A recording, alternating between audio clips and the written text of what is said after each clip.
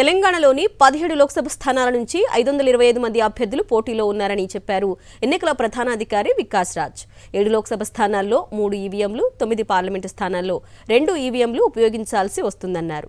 కేవలం ఆదిలాబాద్లో మాత్రమే ఒక ఈవీఎంను యూజ్ చేస్తున్నట్లు చెప్పారు. త్వరలోనే home voting ప్రారంభిస్తామన్నారు Vikas Raj.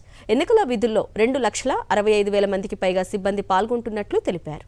So దాని తర్వాత 525 క్యాండిడేట్స్ ఇప్పుడు కంటెస్ట్లో ఉన్నారు. సో మనకు మ్యాక్సిమం 3 బ్యాలెట్ యూనిట్స్ అవసరం పడే 7 కాన్స్టిట్యుయెన్సీస్ ఉన్నాయి. 7 కాన్స్టిట్యుయెన్సీలో 3 బ్యాలెట్ యూనిట్స్ అవసరం పడతాయి. ఒక 9 కాన్స్టిట్యుయెన్సీస్ 9 కాన్స్టిట్యుయెన్సీస్లో 2 బ్యాలెట్స్ ఉపయోగపడతాయి ప్రతి పోలింగ్ స్టేషన్లో.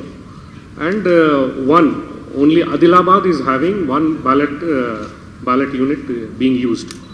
ఏలుండి నుంచి హోమ్ ఓటింగ్ అట్లాగే ఓటర్ ఫెసిలిటేషన్ సెంటర్లో డ్యూటీలో ఉన్న స్టాఫ్ కోసం పోలింగ్ స్టార్ట్ అవుతుంది.